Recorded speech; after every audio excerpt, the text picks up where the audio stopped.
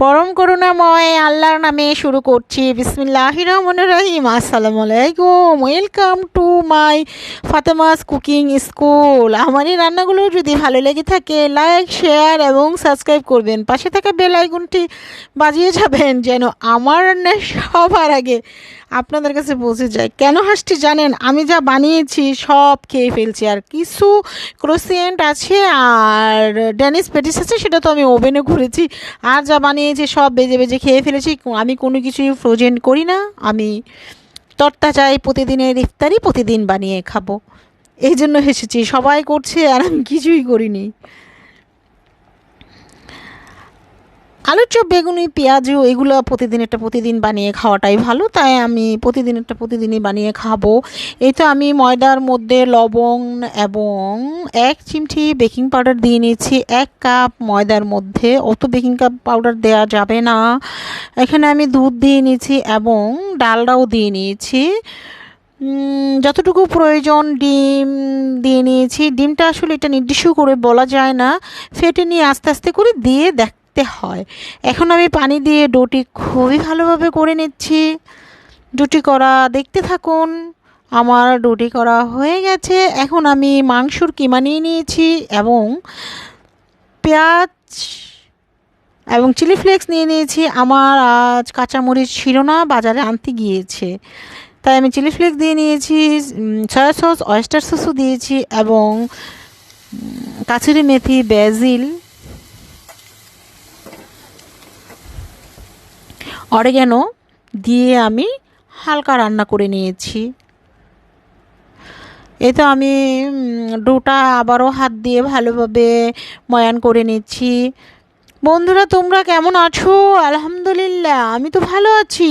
তোমরা কেমন আছো? আমি নিজে ভালো থাকবো, অন্যকে ভালো রাখবো এবং সেই সাথে তোমরাও বন্ধুরা নিজেরা ভালো থেকো, অন্যকে ভালো রেখো। সবাইকে রামাদানের শুভেচ্ছা জানাচ্ছি। আমরা সবাই 5 ওয়াক্ত নামাজ পড়ব এবং সেই সাথে তারাবি নামাজও পড়ব, নফল নামাজও পড়ব কিছু সাথে সাথে, এবং তাহাজ্জুদের নামাজও পড়ব। রোজার মাস পুরোটাই ইনশাল্লাহ ইচ্ছে আছে তাহাজ্জুদের নামাজ পড়ার। সবাই আমার জন্য দোয়া করবেন যেন আমি পড়তে পারি। আর আল্লাহ আমাদেরকে অবশ্যই এই রমজান মাসে কোনো বিপদ বা সমস্যা কোনো কিছুই দেবে না, সব থেকে আল্লাহ আমাদেরকে মুক্তি করে দেবে, এই দোয়া এই কামনাই করি। এই তো আমি আমার রুটি দিয়ে আমি রুটি বানিয়ে এখন পুরাটা রুটির মধ্যে বড় করে একটি রুটি বানিয়ে নিয়েছি। সেখানে আমি গলানো ডালটা খুবই ভালোভাবে মোটা মোটা করে দিয়ে নিয়েছি। এখন আমি সেটা বটে গোল করে এখন আমি রুটি বানিয়ে নেব। দেখতে থাকুন। রুটিটি অত পাতলাও হবে না আবার মোটাও হবে না, মিডিয়াম ধরনের হবে, কারণ প্যাটিস ড্যানিশের রুটি সাধারণত অত পাতলা হয় না। আর আমি যতটা রুটির ভাঁজ দেব ঠিক ততটাই আমার ভাঁজ ড্যানিশ প্যাটিসের মধ্যে আসবে। আমার রুটিটি বানানো হয়ে গেছে। এখন আমি রুটিটি ভাঁজ করে নেব একটার পর একটা। এই যে দেখতে পাচ্ছেন কাটা রুটিগুলো আমি এখন একটি একটি করে ভাঁজ করে নিচ্ছি। এখন এটা আবার এই রুটিটার মধ্যে কেটে নেওয়া রুটিটার মধ্যে ভাঁজ করে নেব। আমি এমন করে একটার পর একটা ভাঁজ করেই নেব। বন্ধুরা, আমরা সবাই সবার জন্য দোয়া করব যেন আমরা সবাই মিলে ভালো থাকতে পারি। আল্লাহ যেন আমাদেরকে মুক্তি করে দেয়, আমরা ভালো সুস্থ জীবন আগের মতো ফিরে পাই। বেশি বেশি করে নামাজ পড়ে দোয়া করব। এই রমজান মাস পবিত্র মাস, অবশ্যই আল্লাহ আমাদের আর কষ্ট দেবেন না, অবশ্যই আল্লাহ আমাদের মুক্তি করে দেবেন ইনশাআল্লাহ। আমিও সবার জন্য দোয়া করব। এই তো আমার রুটি গোলানো, রুটিটা পেঁচানো হয়ে গেছে। এখন আমি আবার রুটিটি লম্বা ডোটা আমি আবার হাত দিয়ে চেপে ছোট করে নিয়েছি। এখন আমি রুটি বানিয়ে নেব। রুটিটি অত মোটাও হবে না এবং পাতলাও হবে না, মিডিয়াম হবে, কারণ প্যাটিস ড্যানিশের রুটিটা মোটামুটি মোটাই হয়, অত পাতলা হবে না, কারণ এখানে বাজ যে কটা আমি দিয়েছি সে কটা বাজই আমার হবে, তাই একবারে পাতলা করে দিলে এটা ভালো দেখা যাবে না, মানে প্যাটিস ড্যানিশের ডিজাইনটা সুন্দর হবে না, তাই মিডিয়াম করে বানিয়ে নিতে হবে। এই তো দেখুন, আমার রুটিটা কিন্তু যখন আমি একটা রুটি করেছিলাম খুবই পাতলা ছিল, এখন কিন্তু আমি সেই রকম পাতলা আর করব না, মিডিয়াম রুটিটা বানিয়ে নেব।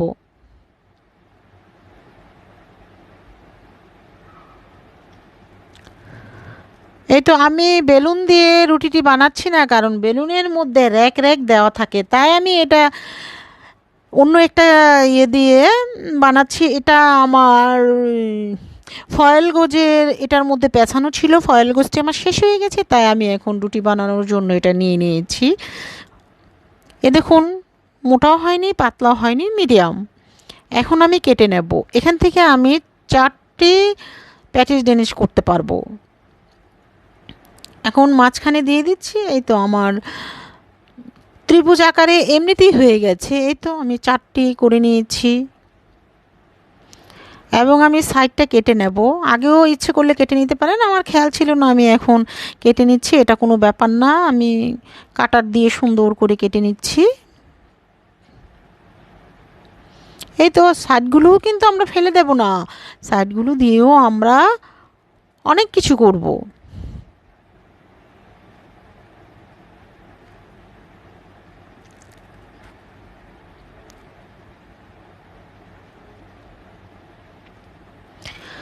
এই তো আমার কাটা হয়ে গেছে, দেখুন অনেকখানি মোটা হয়েছে।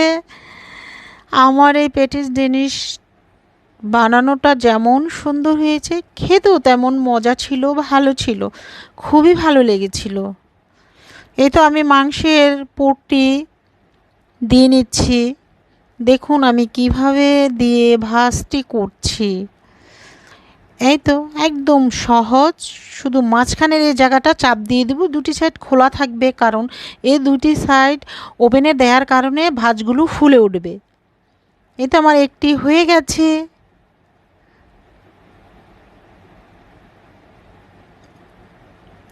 এখন আমি আরেকটি করে নেব। বন্ধুরা, আমি এই ডো দিয়ে আমি ক্রোসিয়ে ক্রো ক্রোয়েসিসেন্টও তৈরি করেছি, তবে আমি দেখাতে পারিনি, আমি ছবিটা এখানে দিয়ে দিব, ভিডিও করিনি। এই ডোটা দিয়েও ক্রোসিয়েন্ট তৈরি করে নিতে পারেন, খুবই সহজ পদ্ধতি। তার ক্রোসিয়েন্ট কীভাবে তৈরি করতে হয় আমার আরও 2টি ভিডিও আছে, সেখান থেকে চাইলে দেখে নিতে পারেন। এখন আমি মিষ্টি পেটিস, ঝাল পেটিস আমার করা হয়ে গেছে, এখন আমি মিষ্টি প্যাটিস করব। এবং দোকানে কিন্তু এই নারকেল দিয়ে প্যাটিসটা করে না, মূলত আমি ঘরে খাবো তাই আমি নারকেল এবং চিনি মিশিয়ে দিচ্ছি, কিন্তু দোকানে এটা করে না, দোকানে শুধু ভিতরে চিনি দেয় আর কিছুই দেয় না। দোকানে সাধারণত গোল করে করে, আমি গোল করেও করেছি দোকানের মতো করে, আমি দেখাবো। আমি আগে এগুলো করে নেই। নারকেল, হ্যাঁ নারকেল দিয়েও করেছি, খেয়েছি, ভালোই লেগেছে, একদমই খারাপ লাগেনি। তবে দোকানের ওরা নারকেল দেয় না, তবে নারকেল দিয়েও করে খেয়ে দেখবেন, খুবই ভালো ছিল। এই তো আমার মিষ্টি প্যাটিসগুলো করা হয়ে গেছে, এখন আমি দোকানের সেবে একটি মিষ্টি ড্যানিশ করে নেব। এই যে মিষ্টি ড্যানিশ, দোকানের ড্যানিশটি এইরকম গোল করে, প্যাটিসের আকৃতিতে এরা খুবই কম করে, এই গোল আকৃতিতেই আমি দেখেছি, খেয়েছি, করা হয় এবং উপরে একটু চিনি ছড়িয়ে দেয় ওনারা। আমরা যেমন ভিতরে নারকেল দিয়ে দিয়েছি, ওনারা উপরে চিনি ছড়িয়ে দেয়, আমি ঠিক দোকানের মতোই করে নিয়েছি, একটু চিনি ছড়িয়ে দিয়েছি। চাইলে আপনারা এই গোলটার ভিতরেও নারকেলের পুর দিতে পারেন, মাংসের পুর দিতে পারেন, কোনো সমস্যা নেই। বানিয়ে খেয়ে দেখবেন এই রমজানে, খুবই ভালো লাগবে। ইফতারি তো খাবোই, ইফতারিতে একটি এক্সট্রা আইটেম হলো। তবে আমি ফ্রোজেন করতে বলবো না, প্রতিদিনের ইফতারি প্রতিদিন বানিয়ে খাওয়াই ভালো আমি মনে করি। আমি কোনো ফ্রোজেন এখনও করিনি, আমি প্রতিদিনের ইফতারি প্রতিদিনই বানিয়ে খাবো।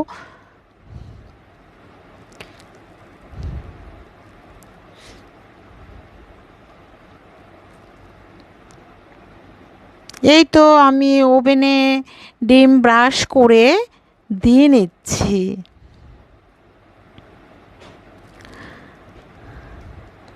ওভেনটি আমি আটকে দিয়েছি। দেখুন আমার ফেলে দেয়া মিল্ক পটটি রং করেছি, কত সুন্দর হয়েছে তাই না? এ তো এখন বেঁচে গিয়েছিল একটু ডো, সেটা দিয়ে আমি একটি ডিজাইন করে নিচ্ছি। এই তো মুড়িয়ে পেঁচিয়ে নিলাম।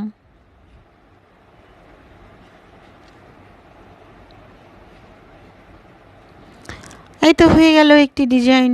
এখন আমি এটা ছোট একটি ডাইসের মধ্যে ডিম ব্রাশ করেছি, করে আমি এখন দিয়ে নিব। এই তো আমার প্যাটিস ড্যানিশ হয়ে গেছে।